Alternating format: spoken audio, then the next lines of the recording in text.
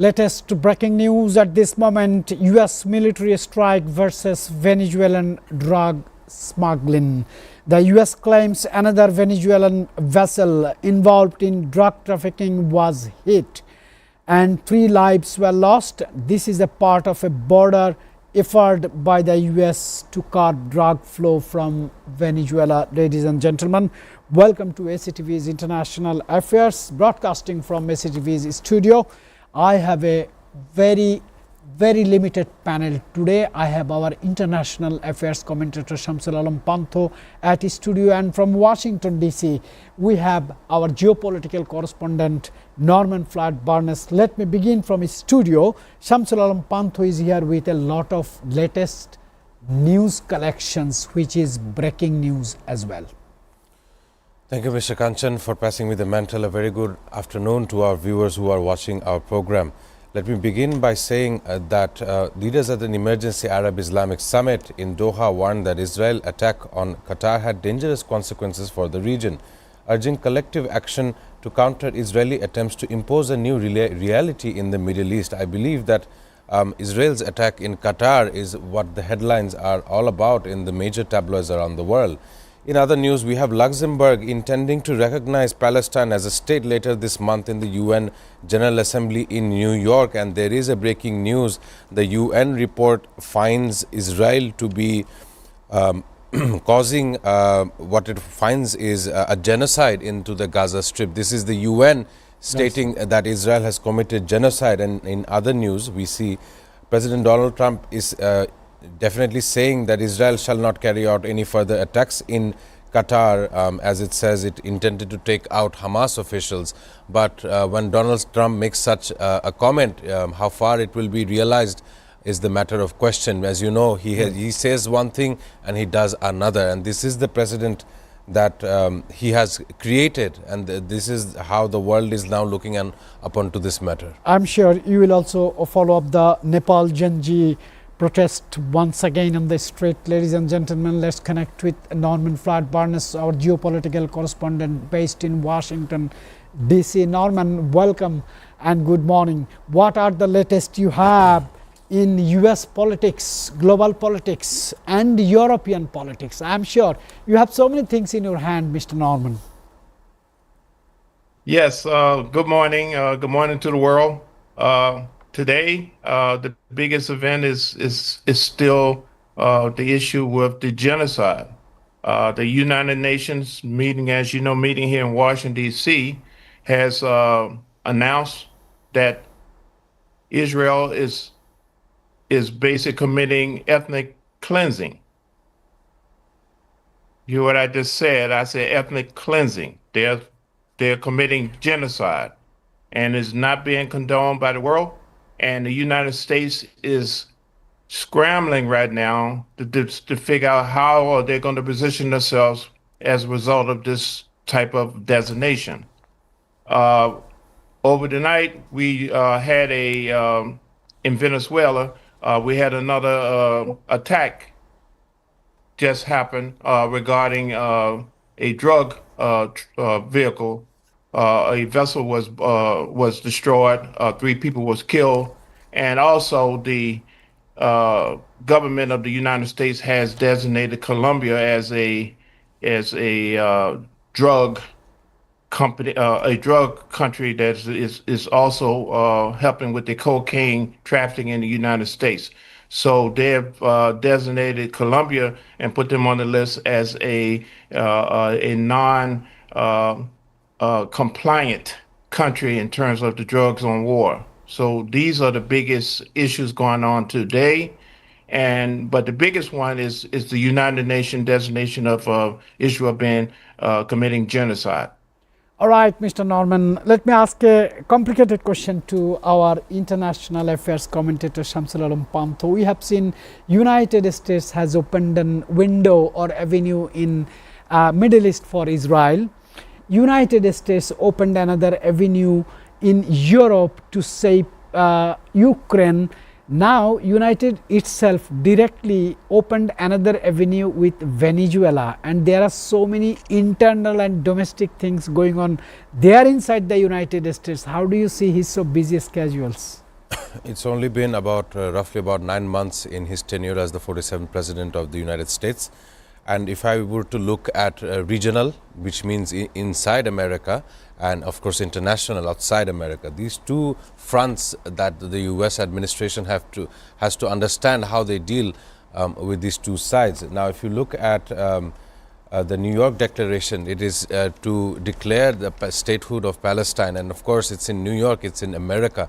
What is going to happen that is far off, but the United Nations have come out with a breaking news stating that whatever that Israel is doing in the Gaza Strip, it is now labeled as genocide. This is of course coming before the high sessions debate that we're going to see from the 23rd up until the 29th.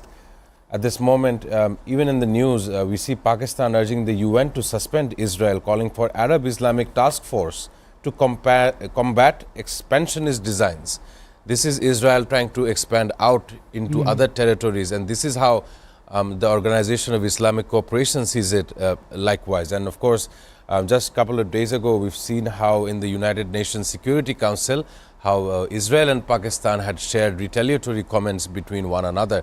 This time around, the UNSC is headed by Pakistan, and Israel had reminded Pakistan how it had harbored of someone we know, Osama bin Laden. Now, these are all old stories and old rhetorics as we live in the 21st century. We are seeing in the last 9 months, or ever since October 7th, 2023, the aggression Israel has had towards the Gaza people, all in the notion of targeting Hamas. Of course, it's not only Hamas that is the piece of the cake for Israel, it's also Hezbollah in Lebanon, it's also the Houthis in Yemen. Yes. So this triangular combat warfare is what keeps the Middle East very destabilized, in my opinion. All right, sir. All right. Excellent and articulated response from for this question. Mr. Norman, United Nations General Assembly is going to be held very soon, and a couple of European countries has decided to acknowledge Palestine as a sovereign country. This is the first time going to be happen. Can you tell us what would be the position of Donald Trump administration, I mean United States? Because we know United States is blindly supporting Netanyahu's escalation to the Arab countries. Thank you for the question, but it appears, based on all situations going on, that the United States position is still going to support Israel. The designation of Palestine as a state recognized by the world, the United States appears to be on the side of Israel. This country will not support, it appears that they will not support the formation of a Palestinian state. They will continue to support the expansion of the Israeli state. This is going to cause a lot of confusion, a lot of questioning within the hearts of the American citizen. So we are in a situation where our government, our administration has one view, and the people has another view. Where that goes, I don't know. We having issues in the United States regarding our personal violence against lawmakers. So this can only add to the fuel of situation, and we have a midterm elections coming up. And let me add another point.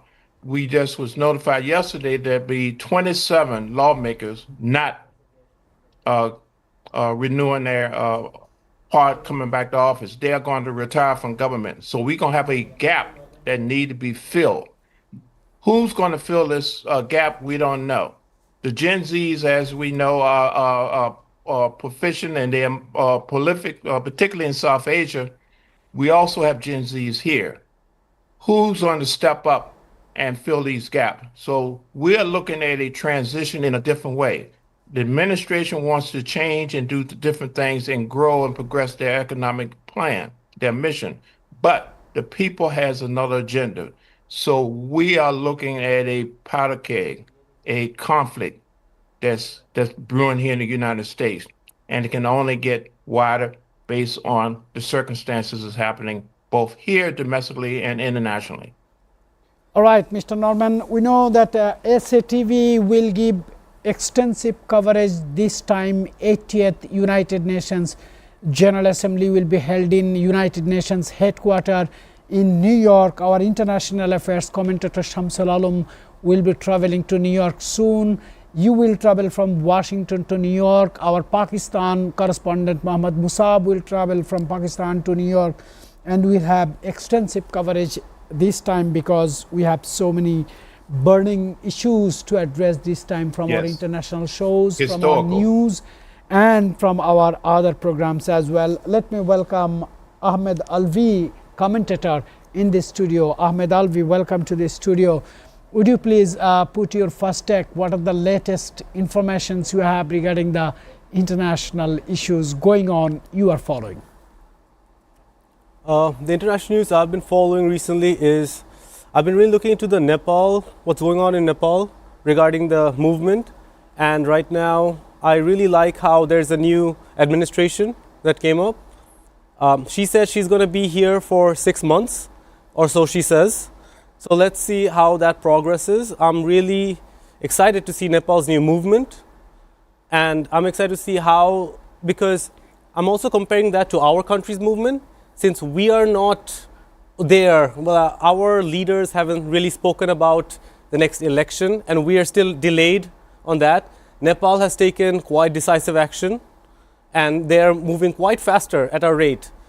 Like, even though their revolution was slower, their progress in political movements and activism is quite faster. So I'm really interested to see how that will pan out, because even though it was taken in a quick decision, it might always not be the best idea to ever move. So I'm really excited to see you raised a very comparative study, I think. Nepal followed Bangladesh to go for the Gen Z's movement, but Nepal is in a progressive mood to go for the election so fast in 6 months. But in Bangladesh, we have almost crossed 13 months, no election is yet and clear. No decision of when the next date is. Exactly. I want to come back again to the international affairs, sir. I want to conclude with this question regarding the UNGA and the fate of Palestine. They are fighting for their sovereign land for more than 90 years. Do you find any potential this time is going to be settled, or it will be again hang for some veto reason? Well, thank you for the question. I was hearing very carefully what Mr. Ahmed Alvi was saying about the Gen Z and how Nepal has taken important steps and how they are tied to the time. They understand that more time lost is, of course, not good for their country. I really hope, or at least hope, that similar would happen for our country. But coming back to the Gaza issue and what will happen, it's really a matter of how much conscience the US administration gains and how unfavorable it has become to be of support of Israel. I mean, you look at immediate neighbors of United States of America, Canada. Prime Minister Mark Carney has said that he will come out in recognition of a statehood for Palestine. Similar comments were made by UK and of course France. So even if the US administration were to listen to its immediate allies, and as we know it, US and the allies, this term was coined from the end of the World War II. So even if the US wanted to look at the allies, even the allies now are not in support of this Israeli heinousness against the Gaza and the Palestinian people. But this time around, if the UN can stop any kind of vetoing power, or if the UN comes to a declaration or a decision that a two-state solution is still viable, maybe then we can have some kind of changes in the Israeli government. But it is unlikely. You see, the clear aggressor in this case is Israel. And it's not just Palestine that is at risk. In the last 72 hours, according to Al Jazeera, we have Israel attacking almost 6 countries. Let me name them all for you. They have carried out strikes in Palestine, in Lebanon, in Syria, in Tunisia, in Qatar, and in Yemen. This is a country, or this is an occupied country who call themselves Israel, attacking almost 6 different regions across West Africa and, of course, Middle East. How much of a danger does it pose? How much of an economic and trade barrier it poses? Or will other countries such as China, Russia, Australia, and those who are not in Middle East, how do they see this as this issue? Because let me remind you that most of the world's crude oil is coming out of this region, Middle East, and for it to be destabilized because of Israel is a matter at hand. We know that the global flotilla, it's on its way from Tunisia to the Gaza sea side, and of course their attempt would be to block the naval blockade hosted by the IDF for ever since 2007, if I'm not wrong. Of course, these vessels are definitely carrying humanitarian aid as well as even up to the level of members of parliament of various different countries who are on these boats. How the Israeli Defense Force is going to handle them is a matter to see as the UNGA is coming up. Sir, would you mind to ask the very same question to Norman, because you have framed out a very nice question.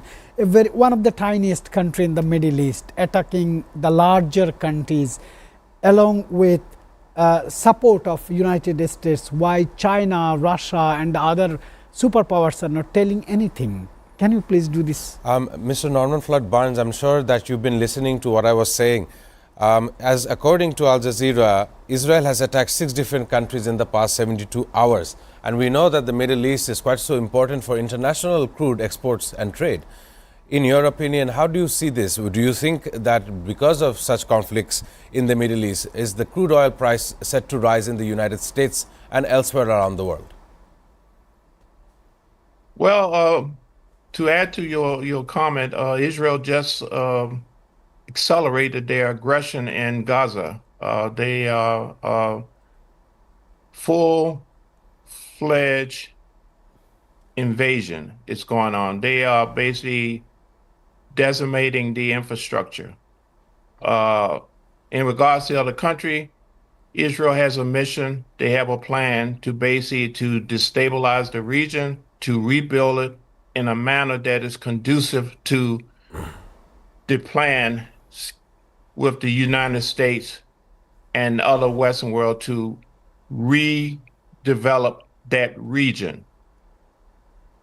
The issue is that now, because of the ability of technology and television, and people are now communicating, it is not being viewed as a positive thing.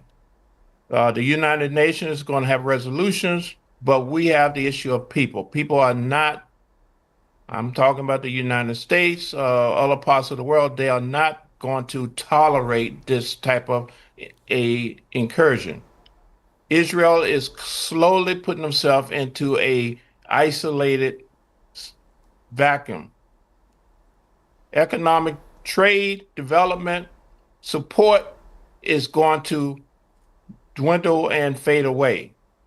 So this massive plan of changing the Middle East, developing Israel interests, is going to be dealt with by the world. We don't feel that this is going to be a successful. It may have a temporary success, but long term, because of the way the world is changing and because of history, it is not going to be sustainable.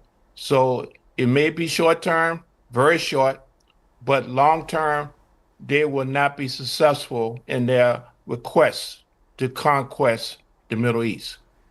All right, Mr. Norman, I will have to go for a short break, but before that, I will have to quote a news from ILTV, Israeli television owned by the state itself. Israeli defense minister said heavy strikes were carried out across Gaza City overnight, and displaced Palestinians are fleeing towards southern Gaza amid escalating violence. I apologize for a short commercial break.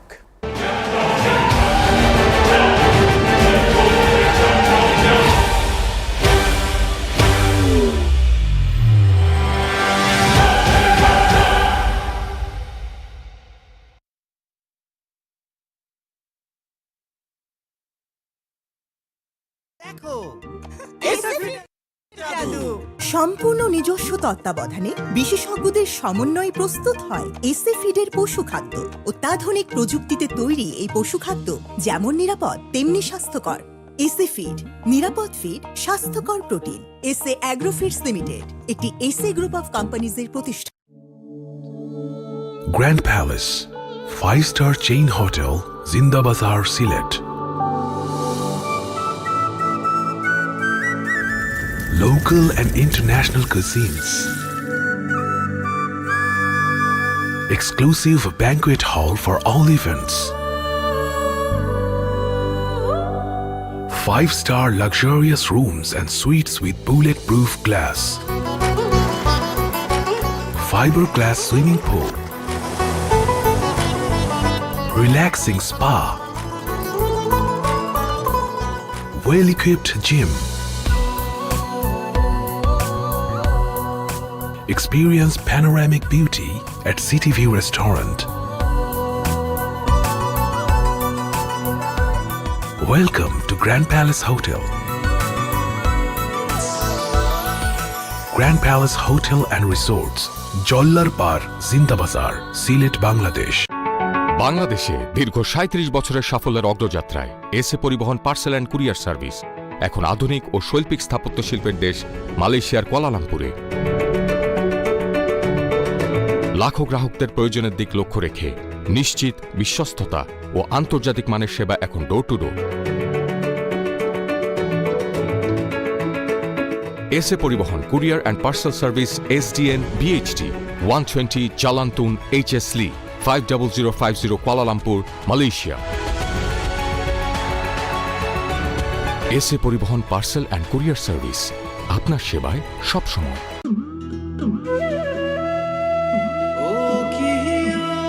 Explore the magnificent.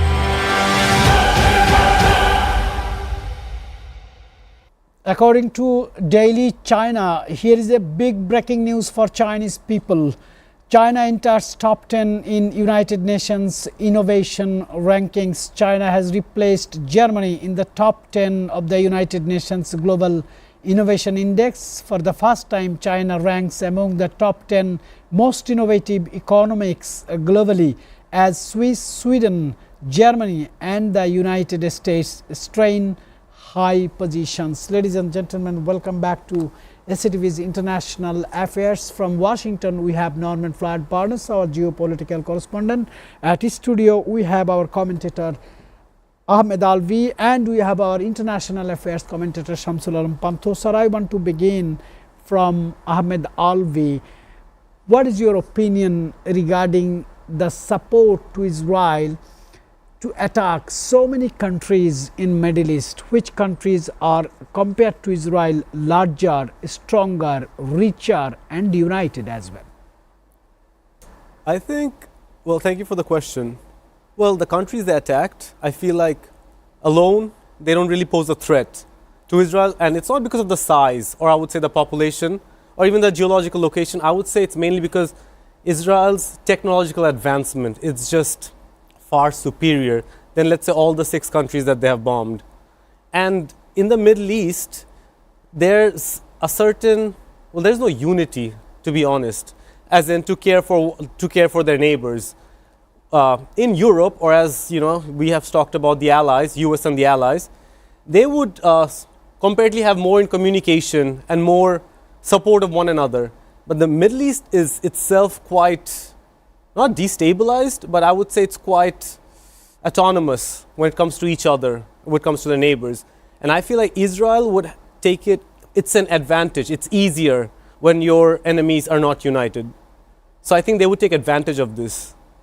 And countries like Saudi Arabia and other countries won't really be involved because of their ties, economic ties to other countries.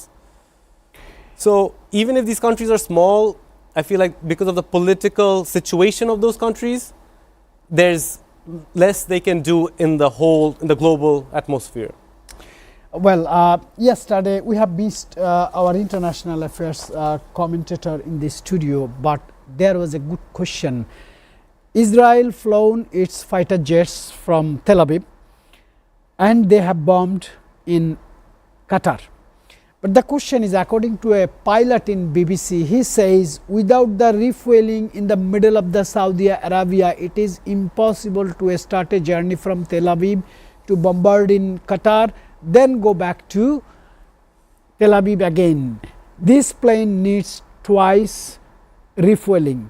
So information is clear. Saudi Arabia used to know that Qatar is going to be under attack, but they did not pass any information to Qatar to take measures. And how do you see Saudi Arabia is patronizing Israeli attacks to Qatar? Thanks for the question. Of course, as the attack had come about, an emergency meeting session, Doha had called for an emergency meeting session of the Gulf Cooperation Council, the GCC countries. And of course, Saudi Arabia is a member, and Mohammed bin Salman, the Prince MBS, has already condemned this attack. However, why they were not notified of this attack by any relevant party? You see, the United States memo came only 10 minutes after the attack. Saudi Arabia, even after having the opportunity to inform Qatar, has not done so. And what it caused is, it caused a crack between the GCC countries. And this is why the Emir in Doha, Sheikh Tamim bin Hamad Al Thani, he saw that it was really required for a meeting to happen, because certain limits were crossed earlier on. The United Arab Emirates had said the full annexation of the West Bank and surrounding areas would be the red line of Israel's aggression. But this time around, even after, not only just, even now we know that there's a ground offensive in Gaza City. We understand that all red lines and limits have been surpassed by this Israeli aggression. And the moment that they must rethink what they're trying to do. Let me give you an example. When we saw India and Pakistan head to head, because of certain elements, certain reasons, they have stopped fighting. And then they took some time, or is still now taking some time to understand what is the benefit of fighting one another. In this case, you see Israel and Iran going through a 12-day war, and the war was extensive. Bombardments of both cities, Tehran and Tel Aviv. Yes. Irregular Israelis going to the bunkers, just like in a World War II situation. We see a massive exodus of people moving out of Tehran into surrounding neighborhoods. Various nationalities like the Chinese have been moved into Azerbaijan from Iran. So these are the issues there. But then immediately afterward, Israel could have thought that, okay, now since that I have had a war with Iran, let me understand where what my foreign policy is going to be. What is my next 6 months movements? Is the US always going to be in favor of Israel as a country? These are the major questions which is extensively ignored by Benjamin Netanyahu's government. Today, news outlet from Qatar is saying they have attacked 6 different countries in 72 hours. Who is the warmonger here? Who is the one who's causing destabilization? Even the United Nations, as Norman Floyd Barnes was saying, even the United Nations has stated that this is an outright genocide, what they're doing with the Palestinians. So coming back to the initial question, who is going to stop Israel? Will this convention of international leaders in New York bring this to their attention, that this is not okay to violate international law? So once again, I would like to say it is right now divine intervention from those who believe in divinity that can stop Israel. That's at least what I would want to see, how the Middle East can slow down. Very well said, sir. I want to ask back-to-back 2-3 questions to Norman, because he has some time limitations. My first question would be, given Russia's war games in Belarus and NATO's posture, how real is the threat of escalation in Eastern Europe? What should smaller states do, Mr. Norman? Well, the reality is that the aggression by Israel is a catalyst for a larger, more pronounced movement globally. I'm saying that because what Israel is currently doing, with the support of the United States, the intention is to destroy Hamas. So where is Hamas? Hamas is globally. So Israel plan is to destroy, again, Hamas, wherever they may be. It may be in Jordan, it may be in UAE, it may be in South America. However, people live in these countries. The people are being affected. In the state of Gaza, the Palestinian people are being considered collateral damage in the quest to destroy Hamas. So is Hamas the Palestinian people or the Palestinian people Hamas? And where are they at? What will be the next country? What will be the next situation that goes on? How this is going to affect the situation with Ukraine and Russia? China's watching. North Korea is watching. Venezuela is now watching, and now Colombia is watching. So the whole world is looking at this situation, and at the same time, the people who are being affected. Mostly, I'm going to talk about the Gen Zs. They are seeing that they are not seeing any future in terms of how these administrations, the autocratic governments, these current situations are running things. They are concerned about their future being destroyed by the current administrations that running the world, the autocrats, the deal makers, the current situation. So the situation with who's going to stop Israel, well, it will be the people. The people of the world will not tolerate it, and they will push the government to the point where the current people in the position will have to agree with them or they will have to leave. So change is coming. The situation is not going to be, it's a current temporary situation, but in the end, goodness and peace will prevail through the people. All right, Mr. Norman, as you raised about the North Korean issue, I have a news and a back-to-back question to you. North Korea says its nuclear status is now irreversible. What does that mean for foreign security in East Asia, especially for South Korea, Japan, and US interest over there? Basically, North Korea is stating that they are ready to engage. They're ready to effect change, and they have the ability to do a first strike. So this is a great concern to of course, the United States, South Korea, the whole world, because they have the ability, but they also have the support of their new partners, China, Russia, and the BRICS. So we are looking at a shift and a change to an alternative way the world's going to run. So right now, we are in a grave situation in terms of global geopolitics, in terms of how things are running. So everything is playing off each other. So there's no isolated event. One event creates a tsunami for another event. Change is happening. The current situation is being affected. All right, Mr. Norman, thank you very, very much. You have raised some good things that Gen Zs are coming forward. Change are happening, so world people have to speak. Norman, have a great day for your contribution, and I wish you good health. Thank you very much. We'll see you again tomorrow. Mr. Ahmed Alvi, you are hearing Mr. Norman Floyd Barnes. He is our geopolitical correspondent based in Washington, D.C. What is your counter comment on him? I would apologies.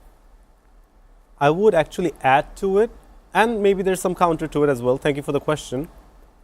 The question is might right when you think of in a global scale? Because let's say Israel is doing what they are, backed up by US, Russia is doing what they can, and clearly North Korea is accelerating. Is the global understanding right now, is might right? Are you in the right because you have more nuclear weapons, you have more better communication, better infrastructure.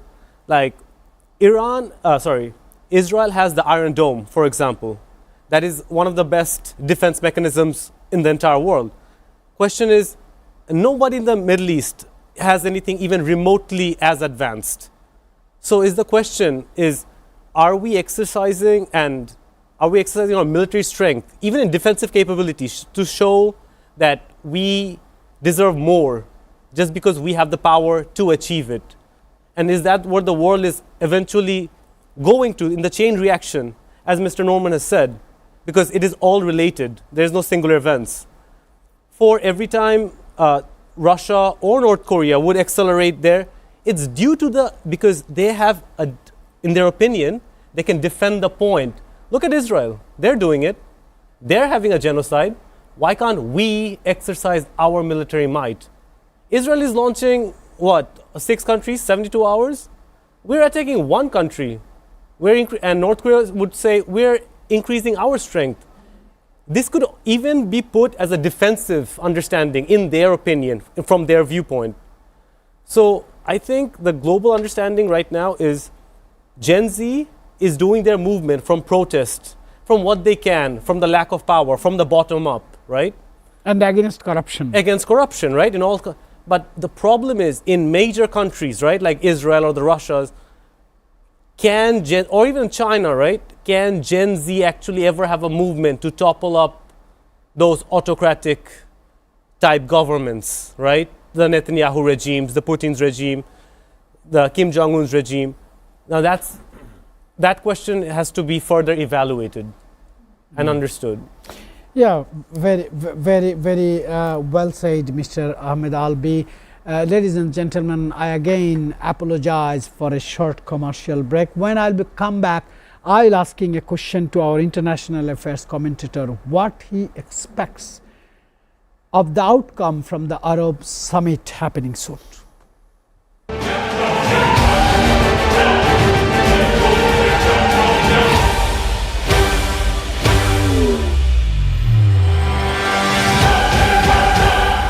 View of Rangpur. 5-star facilities, rich chain hotel, Grand Palace. Relax in spacious rooms and suites. Enjoy local and international cuisines. Banquet and conference room. Helipad.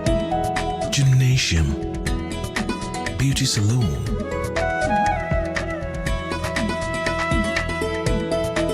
Restaurants and bar. Cafe lounge.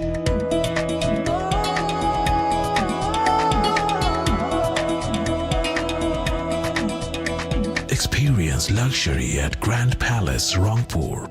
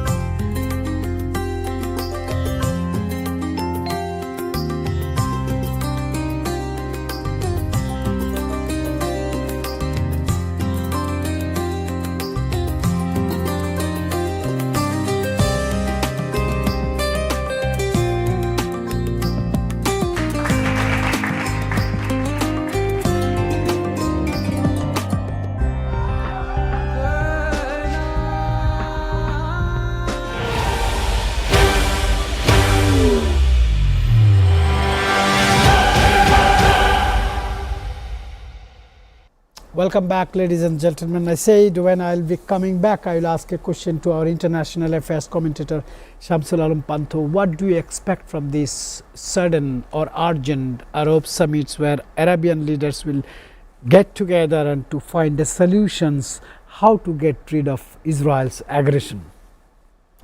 Definitely one of the most concerning topics regarding this Arab League meeting would be, do we have the means to face any type of aggression by anyone? Forget about Israel. Today it could be United States of America attacking Qatar, or at least that is what has happened through the means of proxy state Israel. That is how I see this issue. But if I were to be a leader from Qatar, my only question would be, why am I mediating between two rivals or two factions? I am mediating to safeguard my interest of economic interest in the region. Now, you look at Egypt, the President Abdel Fattah al-Sisi had warned that Israel's actions is undermining current peace agreements. These agreements are going to come under question. Say if Qatar chose to launch a missile against Israel, no one would say anything that Qatar has done anything wrong, because their sovereignty was attacked, their Doha was attacked. It's a part of retaliation. It's a part of retaliation. Whether they choose to retaliate or not, or choose to retaliate at a later date, or choose to retaliate with the help and support of, across the river, Iran, that is a different avenue if you would come to the question. But of course, the Arab Islamic Summit in Qatar that has happened, the main question is, if any one of us or any one of the Gulf countries are attacked by any other nation, what are the means and how will I engage in that type of escalation? Will I resort to dialogue and mediation, or will I resort to using extensive military firepower? These are the questions that are going to definitely arise in this meeting. And of course, it's not just Qatar who is at risk here, it's Bahrain, it's the UAE, of course it's Saudi Arabia, and of course it's all the other regions that are seeing what Israel is doing in the Middle East. Sir, one more question raised in my mind. Some commentators are saying that President Donald Trump is in a back foot with the negotiation with Vladimir Putin and Zelensky. That's why he is trying to shift the focus of the world to the Middle East, and he is again looking for an opportunity to come into Middle East because he has already lost Middle East. Well, you did cleverly include how Ukraine and Russia is unfolding. Donald Trump is of course on the back foot regarding that matter. Even after the so famous meeting with Vladimir Putin, it did not bear any results. Whereas the Kremlin has attacked not only the eastern flank of Ukraine, but multiple regions across Ukraine and its territories.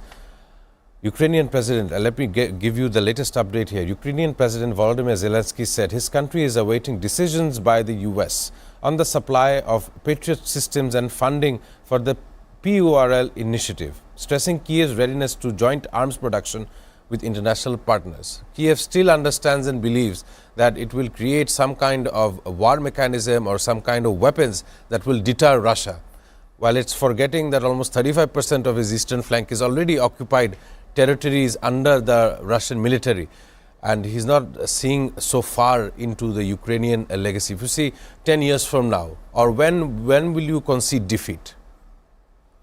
Will you concede defeat for the betterment of your people?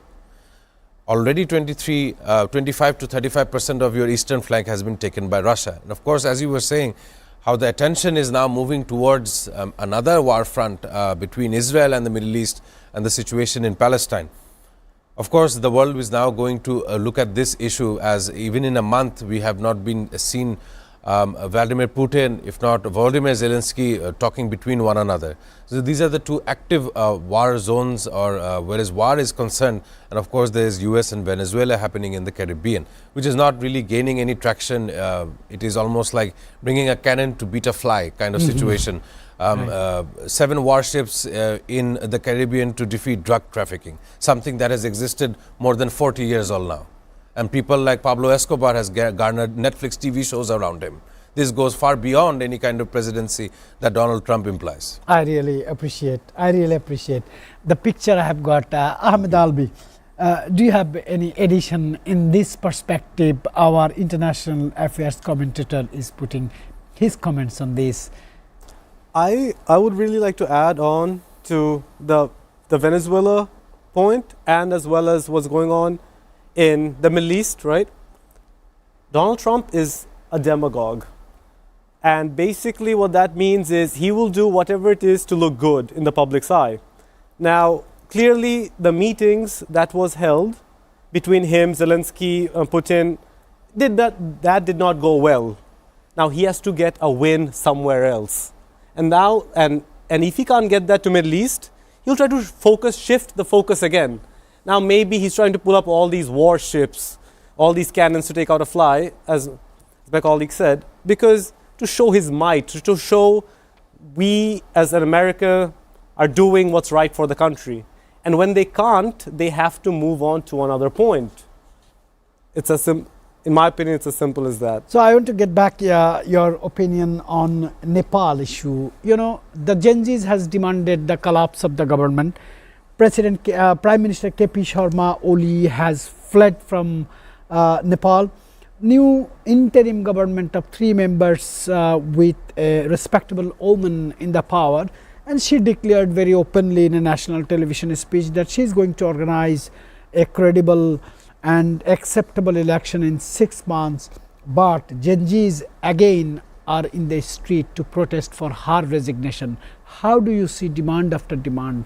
Someone has to allow someone to accomplish the job. Thank you for the question. I agree. And the thing I like about the Gen Z, the society that has these uprisings, also thing I don't like about them is quite similarly the same. They're too active to some extent. And sometimes to run a country, you need a certain level of patience to understand progress. And maybe they are right. Maybe she might not be the right person for the job. But then again, they also have to decide who is. You can't just declare someone unfit without understanding that if there is a fit person at all to take control of. Who would take control of the country? Because if there's no leader, ultimately that would just be total chaos. That's anarchy. You need a leader, even let's say if it's a bad leader. Like, when you take out a leader, it leaves instability across a region, any region. That has been throughout history. Country as well. It's true. That's the general aspect. So now maybe she's not the right leader, but as long as she's there for 6 months, I feel like let's see what she can do. If the next 6 months doesn't pan out, then they get to have their say again, right? Yes, I want to get the put the same questions to Shamsul Alam Pantho, because he has a very keen observation in Bangladesh issue, in Sri Lankan issue, and in Nepal issue right now going on. You also follow the Indonesian issue. What's going on? Well, to me and my analysis of these such issues in the region, South Asia and Asia in general seems to be the ground for Gen Z revolutions, regardless of borders and regardless. Of course, their plight to end corruption is very so justifiable. But if you look at corruption, who has not stolen fruit from the tree? That is the corruption in basis. Anyone who comes to power is targeting to make gains for their own selves, not gains for the country, whether it be Bangladesh, Nepal or otherwise. But one thing that is, of course, I would appreciate that I have seen of Nepal, that they have given the timeline until March to hold another election, 6 months time. More or less 180 days. With that is all right. And of course, Nepal has various economic interests. They have trade with surrounding neighborhoods. They're one of the only places on earth, the highest peak on the earth is in Nepal, Kathmandu and Mount Everest. The tourism industry, all of these industries are under attack. The Hilton Hotel had been burnt, scorched in Kathmandu, $8 billion loss. Is a loss for who? Ousted government. It's a loss for the country. It's a loss for the image of the country as a tourist harbor. So these are once again the issues that they are they're not really ready to see. And of course, a lot of violence had occurred, and the military was later on put in place so that people can follow civil duties and roles. But Norman Floyd Barnes were also telling me something that I hit a chord with, the Generation Z in the United States of America. how they see Donald Trump. Do they really care about Republican or Democratic? If not, their plight in whether do they see, they understand what corruption really means. So these are the topics that I believe up until halfway through this century, we will definitely see how the Generation Z develop themselves. Of course, everyone has the right to have an opinion, has the right to share their thoughts. Whether or not that is shared by the rest of the people remains a matter of question. And especially in the case of Bangladesh, if you look back in Bangladesh, Constitution says you have 90 days after dissolving the parliament and another 90 days up until 6 months, which is how Nepal is following through. Today we have local questions whether such as, is the election going to really take place on February 15th? Are they, what is the means, what is the infrastructure that this current government has built? These are all the major questions I believe we will be tackling soon. It's a very big question. We can make a complete show, solo show on this big question, what is happening here. Ladies and gentlemen, before I conclude today's show, I just want to remind you two more things. Today is 16 September, International Day of Interventional Cardiology. In 1977, the first doctor who has done the angioplasty, and from that day, the world has seen so many people has got back their life, and this is 16 September. I want to remind the name of that doctor and for his contribution, Dr. Andreas Grutzing. He is a famous doctor for this. On the other side, Mexico, a Latin American very big country, has their Independence Day today. I want to wish happy birthday to David Copperfield, world famous magician and the illusionist. And I want to conclude with the politics and birthday of a person who has changed the definition of politics. In his book Building of a Nation, he has written, politics is a lucrative business of the idiots and politics is a shelter of the criminals. And he challenged in that time that you will not find a single criminal in the world who is not under sheltered by any political party.